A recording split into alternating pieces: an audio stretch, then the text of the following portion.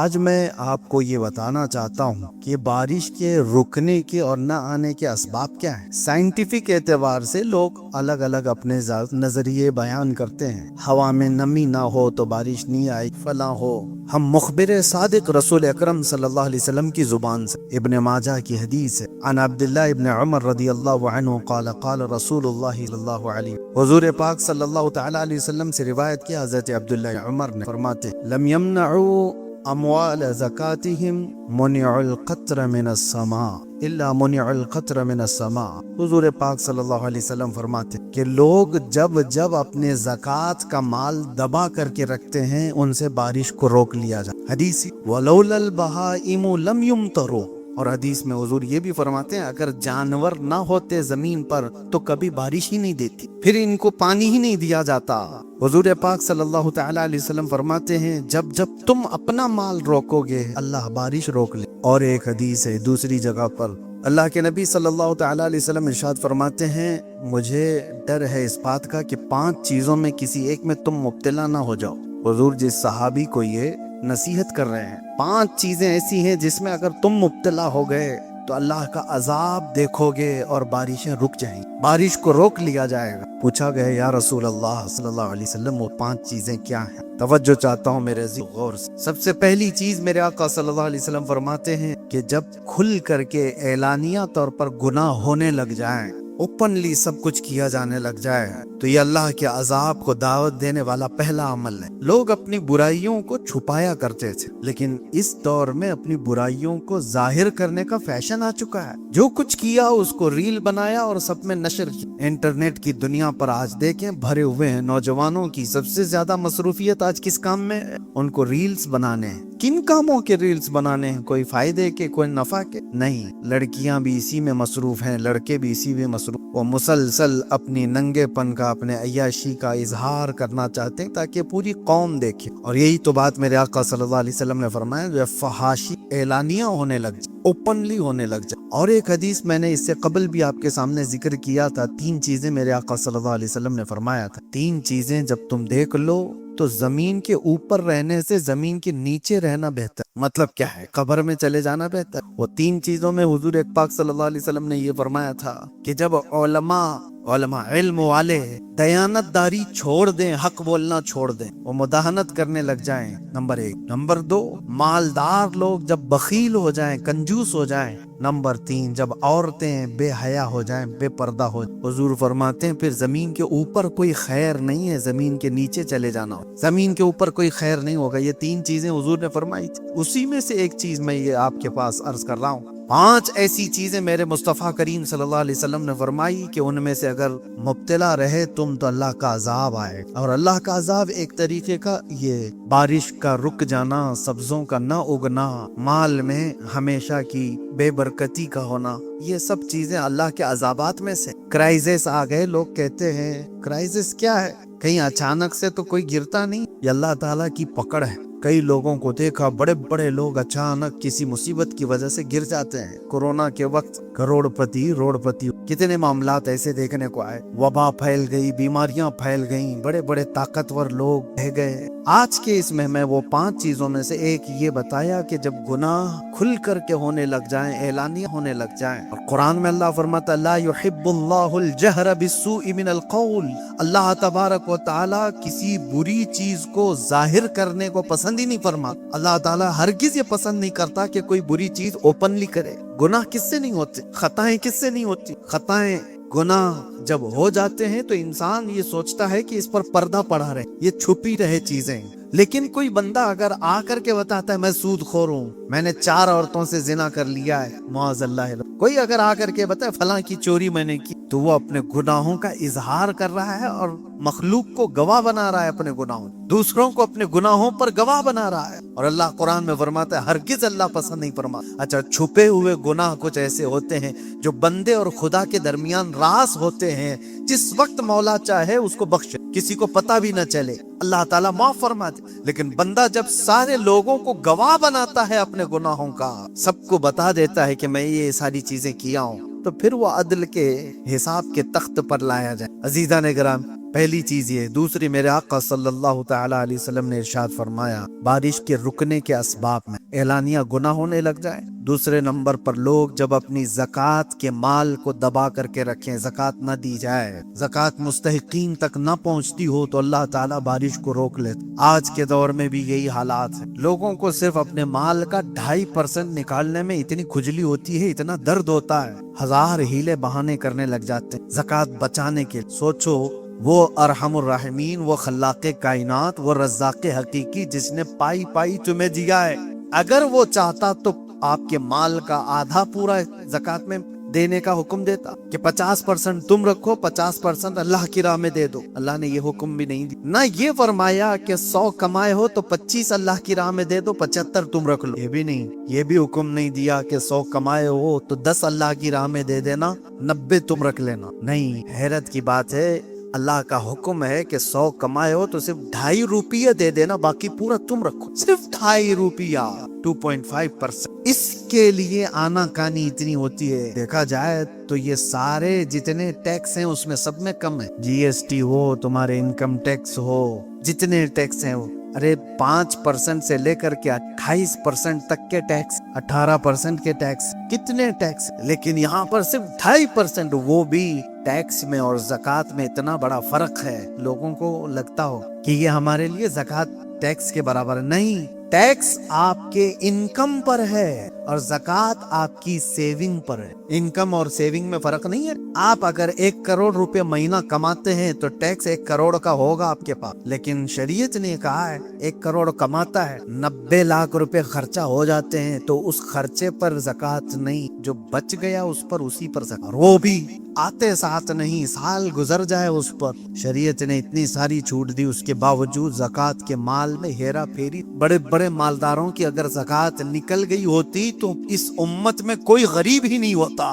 دور عمر فاروق رضی اللہ تعالیٰ عنہ، صرف 2.5 سال کے بعد حضرت ابوبکر صدیق 2.5 سال خلیفہ رہے، اور ان کے بعد حضرت عمر فاروق رضی اللہ تعالیٰ عنہ خلیفہ وقت بنے. اور آپ کے زمانے خلافت میں یمن سے زکوٰۃ کا مال آیا مدینے میں. وہاں جو گورنر تھے صحابی رسول، انہوں نے زکوٰۃ جو لوگوں نے جمع کی تھی وہ سب جمع کر کے مدینے بھیجا اور مدینے کے فقراء اور مساکین کو تقسیم کرنے کے لیے فرمایا. تو حضرت عمر فاروق کے پاس جب یہ زکوٰۃ کا مال آیا تو آپ نے یہ کہہ کر کے واپس بھیجا کہ جس جگہ کی زکوٰۃ نکلی ہے وہاں کے فقیروں کو پہلے دیا جائے، وہاں کی ضرورت مندوں میں تقسیم کر دو، پھر اگر بچ جائے تو مدینے بھیج دینا. جب یہ مال واپس یمن گیا تو وہ صحابی رسول جو گورنر تھے، انہوں نے دوبارہ امیر المومنین کے پاس یہ مال یہ کہہ کر کے بھیجا کہ حضور یمن میں سب کو تقسیم ہو گیا، یہاں پر کوئی لینے والا باقی نہیں ہے، اس لیے مدینے بھیجا. دوبارہ آ گیا. اب مدینہ طیبہ میں جب یہ زکوٰۃ آئی، حضرت عمر فاروق رضی اللہ تعالیٰ عنہ نے فرمایا دیکھو یمن میں سب تقسیم ہو چکا، اب مدینے آئی ہے، جو حقدار لوگ ہیں، مستحقین ہیں، وہ آئیں. 3 دن تک اعلان ہوتا رہا مدینے کی گلیوں میں، زکوٰۃ لینے والا کوئی نہیں تھا، زکوٰۃ دینے والے سب تھے. لینے والے نہیں رہ گئے تھے. وجہ کیا تھی؟ شرم و حیا سے نہیں لے رہے تھے، ایسا نہیں، سب کیپیبل تھے، سب زکوٰۃ ادا کرنے والے ہو چکے تھے. یہ نظام کیسے آیا؟ یہ وہی صحابہ ہیں مدینے میں جو میرے آقا کے زمانے میں اتنے غربت کے شکار تھے کہ ایک کھجور کی گٹلی پر پورا دن گزارا کرتے، ایک پیالہ دودھ پر 70 صحابہ سیراب ہو جاتے. لیکن دور فاروقی آنے تک وہ اتنے مالدار ہو چکے تھے کہ لینے والا کوئی نہیں تھا، اب سب دینے والے ہو چکے. یہ زکوٰۃ کا نظام اسلام نے اس طرح بنایا کہ غربت کو ختم کر کے سب کو برابری کا حق دیا جائے. آج مالداروں نے اپنا مال روک کر رکھا ہے، ہزار ہیلے بہانے ہیں اس میں زکوٰۃ نکالنے کے، زکوٰۃ نہیں نکالتے. معاذ اللہ رب العالمین. کسی کے پاس کروڑوں کا مال پڑا ہوا ہے اور اس کے بعد اچانک ایک دن آتا ہے جب ان کی روح نکال لی جاتی ہے. قرآن کہتا ہے یوم یحمى علیہا فی نار جہنم فتکوی بہا جباہہم وجنوبہم وظہورہم. وہ دن آگ سے تپایا جائے گا، ان کی پیشانیوں کو داغا جائے گا، ان کے بازوؤں کو داغا جائے گا، ان کی پیٹھ کو آگ سے داغا جائے گا. اور پوچھا جائے اور پوچھتا ہے جس کو داغا جا رہا ہے یہ مجھے کیوں عذاب دیا جا رہا ہے؟ اللہ فرماتا ہے ھذا ما کنزتم لانفسکم، یہ جو تم نے اپنے لیے خزانے جمع کیے تھے اس کا انجام ہے، فذوقوا ما کنتم تکنزون، اب چکھو جو کچھ تم نے جمع کر رکھے۔ جو زکوٰۃ دیے بغیر مال گھر پر رہا، حدیث پاک میں ہے اس مال کا ایک اژدھا بنا دیا جاتا ہے جو قبر میں ہمیشہ اس میت کے اوپر مسلط رہے، قیامت آنے تک اس مردے کے اوپر وہ طاری رہ جاتا ہے، وہ ہٹانا چاہتا ہے، اور وہ سانپ اس سے کہتا ہے کہ تیرا وہ محبوب مال ہوں جس کو تو کبھی الگ نہیں کرتا تھا، کبھی تو الگ ہونے نہیں دیتا تھا، میں ہمیشہ اب تیرے ساتھ رہوں گا قبر۔ عزیزان گرامی وقار، اللہ تبارک و تعالیٰ نے جو مال ہمیں دیا ہمارا اپنا کچھ نہیں، اگر یہ ایک حادثہ ہو جائے تو سارا مال ختم ہو جائے۔ مال ہو تو ایسا، اللہ اکبر، اش اش کرتے ہیں ہم اس عثمان ابن عفان رضی اللہ تعالیٰ عنہ کا، جنہوں نے عطا کرتے کرتے اتنا دیا تھا کہ آج تک ان کے مال کو اللہ نے محفوظ رکھا، مدینے میں آج بھی ان کا اکاؤنٹ چلتا، حضرت عثمان غنی رضی اللہ تعالیٰ عنہ کا کھاتا آج بھی چل رہا ہے مدینہ طیبہ۔ کچھ وہ مال ہے جن کو اللہ تبارک و تعالیٰ محفوظ رکھ، تو سب سے بڑی چیز میرے آقا صلی اللہ تعالیٰ علیہ وسلم نے فرمائی، جب لوگ زکوٰۃ کا مال روک کر کے رکھ لیں تو اللہ تعالیٰ بارش کے قطرے روک لیتا ہے، بارش کے قطرے روک لیے جاتے ہیں۔ تیسری چیز مصطفیٰ کریم صلی اللہ تعالیٰ علیہ وسلم نے ارشاد فرمائی، جب لوگ امانتوں میں خیانت کرنے لگے، یہ بڑی بات۔ اور ایک چیز حضور اکرم صلی اللہ علیہ وسلم نے فرمایا، جب لوگ ناپ تول میں کمی کرنے لگ جائیں تو ان پر دو چیزیں مسلط کی جاتی، ناپ تول میں کمی کرنے والے، امانت میں خیانت کرنے والے۔ حضور فرماتے ہیں بارش بھی روک لی جاتی ہے اور ظالم حاکم کو ان کے اوپر بٹھا دیا جاتا ہے، اس کے ظلم کو سہتے رہیں گے۔ ظالم حاکم اگر تمہارے سروں پر بٹھا دیا گیا ہے تو تمہارے اعمال، یہ تمہارے خرد برد کی وجہ سے لوگوں میں ایک بڑی برائیاں یہ پھیلی ہوئی ہیں۔ ناپ تول میں کمی کرنے والوں پر ایک بہت بڑا عذاب آیا تھا، یہ حضرت شعیب علیہ السلام کی قوم کرتی تھی۔ قرآن پاک میں ہے، اللہ فرماتا وَلَا تَنْقُصُوا الْمِكْيَالَ وَالْمِيزَانَ، حضرت شعیب علیہ السلام کہتے تھے کہ ناپ تول میں ہرگز کمی نہ کرو، یہ اللہ کے عذاب کو دعوت دینے والی چیز ہے، لیکن وہ قوم مانتی نہیں تھی، پھر اللہ کا عذاب آیا، بہت بھیانک عذاب آیا، حضرت شعیب علیہ السلام کی قوم ہلاک و برباد ہو گئی۔ آج بھی اس امت میں اگر ایسے لوگ ہیں جو اس طرح کے ہیلے بہانے کر کے خرد برد کر کے تھوڑا سا بچانا چاہتے، دودھ میں پانی ملانے والے، اشیاء خوردنی میں، کھانے پینے کی چیزوں میں ملاوٹ کرنے والے، تولنے والی چیز میں کانٹے کے ساتھ دھوکہ کرنے والے، کچھ ایسے لوگ بھی میرے پاس آئے جنہوں نے کہا کہ ہمارا کام ہے یہ جو وزن کرنے والا کانٹا بنانا، لیکن ان سے کہتے کئی دکانوں والے ہیں، بڑے بڑے لوگ ہیں، وہ ہمیں صرف آفر یہ دیتے ہیں کہ اتنے پیسے دے دوں گا کانٹے میں یہ کر کے دے دوں۔ اب تو ڈیجیٹل آ گیا، پہلے پتھر رکھے جاتے، کہا کہ مشین میں یہ کر کے دے دو، 800 گرام کا ہی ہونا چاہیے مال، لیکن دکھانا چاہیے 1 کلو کا۔ تو یہ جو کلاکار لوگ ہیں، پیسے لے کر کے کرنے والا کر دیتا ہے، لیکن جو ضمیر نہیں بیچتا وہ منع کر۔ میرے عزیزو، آج کے دور میں بھی یہ سب چیزیں موجود ہیں، چھوٹی چھوٹی چیزوں میں خیانت کرنے والے۔ اسی لیے میرے آقا صلی اللہ تعالیٰ علیہ وسلم فرماتے ہیں مومن ہر برائی کر سکتا ہے لیکن جھوٹا اور خیانت دار نہیں۔ جھوٹ اور خیانت مومن کے لیے ہے ہی نہیں، خیانت کرنا۔ اور اکثر تو آج لوگوں کا حال یہ ہو گیا خیانت داری، اکثر جس کے پاس بھی کچھ مال رکھا جائے اس سے واپس آنے کی امید ہی ختم ہو جاتی، اسی لیے کوئی ایک دوسرے کو قرض حسن دیتا نہیں۔ آج لون کی بلا میں مبتلا کیوں ہیں سارے لوگ؟ کیوں ہیں لون کیوں لینا پڑ جاتا ہے؟ وجہ یہ ہے کہ آپس میں کوئی قرض حسن دینے والا نہیں رہ گیا کہ 10 لاکھ روپے میں تجھے دیتا ہوں، 10 لاکھ روپے 6 مہینے کے بعد، سال بھر کے بعد واپس لوٹا دینا۔ مالداروں کے پاس پیسے رکھے ہوئے ہیں لیکن وہ دینا نہیں چاہتے، وجہ کیا ہے؟ امانت داری۔ لے لیا تو یہ تو غائب ہی ہو جائے، لینے سے پہلے لہجہ اور لینے کے بعد اس کا لہجہ کچھ اور۔ پیسے لینے والوں کا لہجہ دیکھو، آپ گڑ گڑاتے ہیں، اپنی ضروریات بتاتے ہیں، دے دیا اس کو، پھر مہینے کے بعد اس کو فون کرو، بولے ٹائم نہیں ہے ابھی، بعد میں ملتا ہوں نا، میں کیا بھاگ کے جا رہا ہوں۔ یہ ساری عادتیں جو خصلتیں آئی، یہ خیانت۔ دور فاروق اعظم رضی اللہ تعالیٰ عنہ میں ایک بات ملتی ہے، مدینے کا ایک شخص، اس کے اوپر کسی کا قرضہ باقی، کسی کا قرضہ، مدینے میں ایک صحابی نے آ کر مقدمہ کر دیا، حضرت عمر سے کہا یہ شخص اجنبی ہے مدینے میں، میرا قرضہ لیا وہ دیتا نہیں۔ حضرت عمر نے کہا کہ تو ان کا قرضہ کب واپس کر رہا ہے؟ کہا حضور مجھے 2 دن کا وقت دے دیں، میں واپس کر، لیکن مجھے مدینے سے باہر میرے وطن جانے کی اجازت دی جائے، میرے گاؤں جا کے آؤں۔ حضرت عمر نے کہا تو بھاگ جائے گا؟ کوئی ہے یہاں پر جو تیری ضمانت لے لے تو میں تجھے چھوڑ دوں. اس نے کہا مجھے یہاں کوئی جاننے والے لوگ ہیں نہیں, لیکن اگر کوئی میری ضمانت لیتا ہے تو میں جھوٹا نہیں ہوں. حضرت عمر نے کہا عدالت جو ہے وہ جملوں پر نہیں چلے گی, ایویڈنس چاہیے نا, کوئی ضامن بھی چاہیے. جج سے اگر آپ کہہ دو میں تھوڑی نا بھاگ رہا ہوں, جج یہ نہیں کہے گا کہ تو نہیں بھاگ رہا ہے یا بھاگ رہا ہے, یہ تیرا مسئلہ ہے, کوئی ضامن لا کے دے دے, پیپر لا کر کے دے دے پراپرٹی کے. حضرت عمر نے کہا کوئی ضامن ہے؟ کوئی نہیں تھا. کون اٹھتا ہے انجان آدمی کہ آپ ضمانت دیں گے آج؟ لیکن حضرت ابو درداء ایک صحابی وہ کھڑے ہو گئے, کہا امیر المومنین میں اس کی ضمانت. کہا پہچانتے ہو؟ کہا نہیں پہچانتا, لیکن 2 دن کے بعد وہ آ جائے گا پیسہ لے کر کے. حضرت عمر نے کہا اگر وہ نہیں لے کر کے آئے گا تو تم کو پکڑا جائے گا, پیسہ بھی دینا ہوگا اور اندر بھی جاؤ گا. حضرت ابو درداء نے کہا منظور ہے. اس شخص سے کہا گیا کہ جاؤ تو لے کر کے. وہ گیا, 1 دن 2 دن, شام ہو رہی تھی, آیا نہیں. حضرت عمر نے ابو درداء کو بلایا, آ جاؤ. وہ تو آیا نہیں جس کی تم ضمانت لیے تھی, اور وہ صحابی بھی آ گئے جنہوں نے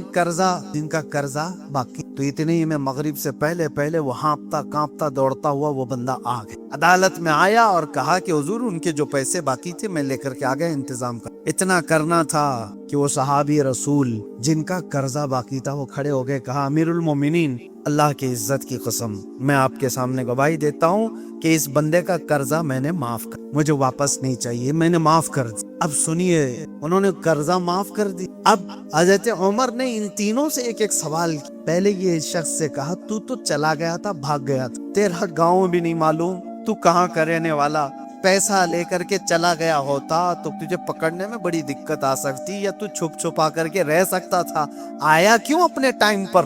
توجہ ہے مسلمانوں. وہ شخص کہتا ہے امیر المومنین میں چاہتا تو بھاگ کر چلا جاتا, لیکن واپس اپنے وعدے کے مطابق اس لیے آ گیا کہ بعد کو کوئی آنے والا یہ نہ کہہ دے کہ محمد کے غلام دھوکے باز ہو, میرے نبی صلی اللہ علیہ وسلم تک کوئی کہہ نہ دے کہ ان کے غلاموں میں وعدہ خلافی ہے, اس لیے میں واپس آ گیا, وعدہ کیا تھا تو پورا کر. حضرت عمر رضی اللہ تعالیٰ عنہ نے ابو درداء صحابی سے کہ آپ تو جانتے نہیں تھے اس کو کیسے ضمانت دے دی؟ انہوں نے کہا امیر المومنین میری تمنا یہ تھی کہ انجان ہے لیکن ہے تو مسلمان, کوئی تو اس کی ضمانت نہیں لے رہا تھا, میں بھی نہ لیتا. تو دل میں یہ خیال آیا کہیں بعد کو دوسری قومیں یہ نہ کہہ دیں کہ محمد کے غلاموں میں اب لوگوں سے ہمدردی کرنے کا جذبہ بھی ختم ہو, لوگ یہ نہ کہہ دیں کہ لوگوں سے ہمدردی کا جذبہ ختم ہو گیا, اس لیے میں کھڑا ہوا اس کی ہمدردی. قرض خواہ صحابی سے پوچھا آپ نے ابھی کیوں معاف کر دیا, پہلے تو معاف کر سکتے. انہوں نے کہا پہلے اس کے بارے میں اتنا نہیں معلوم, لیکن اپنے وعدے کے مطابق برابر آ جانے والا شخص میرے نبی کا سچا غلام,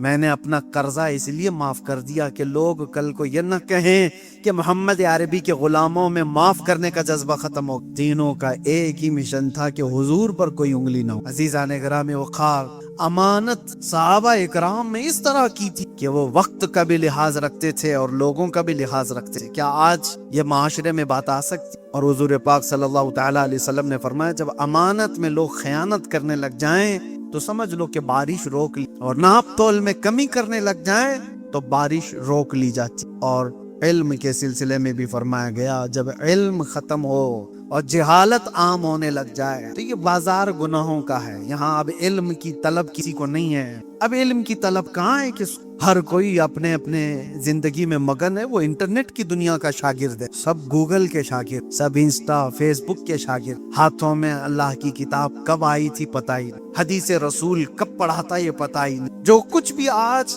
ڈیپینڈنٹ ہیں وہ صرف موبائل پر ہیں, انٹرنیٹ کی دنیا پر. سچ بتاؤ اپنے ضمیر پر ہاتھ رکھ کر ان ہاتھوں کو دیکھو, پوچھو آخری بار کب قرآن اٹھایا, آخری بار کب حدیث رسول اٹھایا تھا, کوئی کتاب پڑھا تھا؟ علم کی طلب ختم ہو گئی, جہالت ہمارے معاشرے میں عام ہو گئی. عزیزان گرامی وقار, یہ سارے وہ اسباب ہیں جس کی وجہ سے بارشیں روک لی جاتی. میں نے سورہ نوح کی آیت تلاوت, علاج بھی تو سنتے جائیں, یہ تو اسباب ہے, علاج کیا ہے؟ سیدنا نوح علیہ السلام فرماتے ہیں فَقُلْتُ اسْتَغْفِرُوا رَبَّكُمْ إِنَّهُ كَانَ غَفَّارًا, لوگوں سے آپ نے فرمایا کہ یہ سارے اسباب اگرچہ ہیں گناہ وغیرہ سارے جو اللہ کے عذاب کو دعوت دیتے ہیں. اگر یہ چیزیں ختم کرنا ہے تو اپنے رب کی بارگاہ میں جلدی سے استغفار کرو. استغفر اللہ ربی من کل ذنب اتوب. ایک شخص حضرت حسن بصری کے پاس آیا, کہا کہ بارش نہیں ہے, قحط پڑ گیا ہے. آپ نے فرمایا استغفار. اور پھر ایک شخص آیا, اس نے کہا میری اولاد نہیں. آپ نے کہا استغفار کرو, اللہ بیٹے دے. پھر ایک شخص آیا, اس نے کہا میرے باغیچے ہیں اور وہ سب سوکھنے پر آ گئے ہیں. آپ نے کہا استغفار. لوگوں نے پوچھا 3 الگ الگ لوگ آئے, اب تینوں کو استغفار کرنے کا ہی فرما رہے ہیں. آپ نے یہی آیت پڑھی جو سورہ نوح کی میں نے پڑھی ہے. فرماتے اللہ فرماتا ہے استغفروا ربکم انہ کان غفارا. اپنے رب سے استغفار کرو, بے شک وہ غفار ہے. اور جب کوئی استغفار کرتا ہے تو اللہ کیا کرتا ہے؟ یرسل السماء علیکم مدرارا, خوب جھما جھم ان پر بارشیں برساتا ہے. وَيُمْدِدْكُمْ بِأَمْوَالٍ وَبَنِينَ, اور ان کو بڑے مال سے اور ان کو اولاد سے اللہ مدد فرماتا ہے. تیسری چیز وَيَجْعَلْ لَكُمْ جَنَّاتٍ وَيَجْعَلْ لَكُمْ أَنْهَارًا, اللہ ان کو ہرے بھرے باغیچے دیتا ہے اور خوبصورت میں بہتی ہوئی نہریں عطا کرتا. جب کوئی استغفار کرتا ہے تو یہ 3 چیزیں فرمائی گئی. اسی لیے میرے عزیزو آج کثرت سے استغفار کی ضرورت ہے. آپ استغفار کرو, رب تبارک و تعالی یہ آسمان کے دروازے کھولے گا. انشاءاللہ بارشیں آئیں گی, وہ قطرات آئیں گے. اور ایک بات جاتے جاتے عرض کرتا ہوں, موسیٰ علیہ السلام کے پاس لوگ آئے اور قحط سالی کی شکایت کیے, سوکھا پڑ گیا ہے, بارشیں آ نہیں رہی ہیں. آپ سارے لوگوں کو لے کر کے ایک میدان میں گئے, کہا دعائیں کرتے ہیں اللہ کی بارگاہ میں. اور نبی تو مستجاب الدعوات ہوتے, دعائیں کی. جیسی حضرت موسیٰ علیہ السلام دعا کر کے نکلے, آپ تو مستجاب الدعوات. لیکن ہوا یہ کہ آسمان اور کھل گیا, سورج اور تیز گرمی برسانے لگا. بارش کے کوئی امکان ہی نہیں, سورج اور گرم ہو گیا, تپتی ہوئی گرمی آ گئی. موسیٰ علیہ السلام کو خوف ہوا, عرض کرنے لگے رب العالمین کیا میری وجاہت تیرے دربار میں کم ہو گئی؟ اگر میری وجاہت تیرے دربار میں کم ہو گئی تو میں آخری نبی محمد رسول اللہ صلی اللہ علیہ وسلم کے وسیلے سے مانگتا ہوں. سنو, موسیٰ علیہ السلام کہہ رہے ہیں آخری نبی کے وسیلے سے مانگتا ہوں کہ مولا ہم پر آسمان کے دروازے کھول دے. رب تعالیٰ کی طرف سے ندا آئی, اے موسیٰ تمہاری وجاہت ہمارے دربار میں کم نہیں ہوئی, لیکن بات یہ ہے تمہاری جماعت میں ایک شخص 40 سال سے مسلسل گناہوں جس نے ہم کو ناراض کر رکھا ہے, اور جب تک وہ تمہاری جماعت میں ہوگا میں بارش کا ایک قطرہ بھی نہیں. موسیٰ علیہ السلام کو یہ جلال بھرا حکم آیا. آپ نے رب تعالیٰ کی اللہ تعالیٰ کے اس پیغام کو اپنی قوم میں سنایا کہ کوئی بندہ ایسا ہے جو 40 سال سے فلاں فلاں گناہوں میں مبتلا ہے, جو رب تعالیٰ کے قہر کو جوش میں دلایا ہوا ہے, اس وجہ سے بارشیں رکی ہوئی ہیں, تو کون ہٹتا؟ آپ نے فرمایا جو بھی ہے وہ ہٹ جائے, ہمارے مجمع میں سے نکل جائے, بستی سے آبادی سے نکل جائے. لیکن مجمع میں سے کوئی ایسے آئے گا؟ کوئی ہے؟ اگر کسی کو کہہ دیا ہے کہ جو چور ہے وہ اٹھ جائے, اٹھنے والا, لیکن جو بندہ تھا وہ تو تھا. آپ نے نشان بھی بتا دیے, فلاں فلاں گناہوں میں مبتلا ہے کوئی. اب جو بندہ تھا اس جماعت میں موجود, وہ دیکھنے لگا بڑا مجمع ہے, لوگ رو رہے ہیں, گڑ گڑا رہے ہیں, اور میرے بارے میں حکم آ گیا میں ہی ہوں, جاؤں تو کیسے میں ذلیل ہو جاؤں گا بہت بری طرح. اس نے اپنی چادر اپنے چہرے پر ڈھا اور رب تعالیٰ کی توجہ, کہا اے رحمان یہ سچ بات ہے کہ 40 سال میں نے گناہ کیا, لیکن یہ بھی سچ ہے کہ 40 سال تک تو نے پردہ ڈال رکھا, تو نے مجھے مہلت دے رکھی. میں 40 سال تک نافرمانی کرتا رہا اور تو 40 سال تک مہلت دیتا رہا. اے پروردگار اب تیرا بندہ تیرے دربار میں توبہ کرنے, بس مجھے اتنی مہلت دے دے کہ اس جماعت میں مجھے ذلیل ہونے سے بچا دے, اس جماعت میں مجھے ذلیل ہونے نہ دے. اور اگر میری وجہ سے بارشیں رکی ہوئی ہیں تو مولا مجھے اس زمین سے اٹھا, میں اگر اس زمین پر آپ قدم رکھنے کے قابل نہیں رہ گیا تو اب مجھے اس سے اٹھا لے.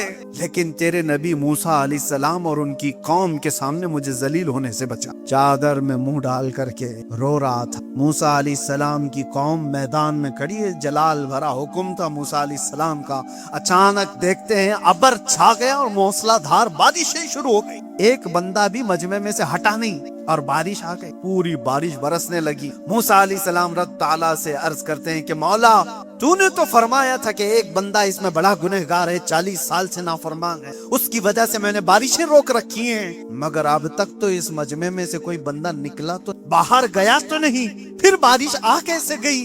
اللہ فرماتا اے موسیٰ ہم نے بارش روک رکھی تھی اس گنہگار کی وجہ سے، اب بارش برسا بھی رہے تو اس کی توبہ کی وجہ، اس کی توبہ کی وجہ سے اس نے توبہ کر لیا۔ اب وہ کون تھا؟ اس کو چھپا دیا گیا ہے، وہ ارحم الراحمین۔ عزیزو آؤ، قرآن کہتا ہے وَتُوبُوا إِلَى اللَّهِ جَمِيعًا أَيُّهَا الْمُؤْمِنُونَ لَعَلَّكُمْ تُفْلِحُونَ۔ سب کے سب تم مل کر کے اللہ کی بارگاہ میں توبہ کرو اے ایمان والو، ان قریب اللہ تمہیں کامیاب کر دے گا۔ اس لیے استغفار زیادہ سے زیادہ کرو۔ آج کا دن یہ جمعہ کا ہے اور ہمارے محرم الحرام کی ابتدا کے بعد اسلامی نئے سال کا یہ پہلا جمعہ ہے۔ اس جمعہ کو کثرت سے استغفار کرو، استغفار کرو، اور انشاءاللہ العزیز استغفار کی برکتیں آپ دیکھیں گی۔ آسمان ابر آلود ہوگا اور انشاءاللہ میرا رحمان ہم سب کو اپنے قطرات بارش سے سیراب بھی فرمائے گا۔ استغفر اللہ ربی من کل ذنب واتوب الیہ، استغفر اللہ ربی من کل ذنب واتوب الیہ، استغفر اللہ ربی من کل ذنب واتوب الیہ، وآخر دعوانا ان الحمد للہ رب العالمین۔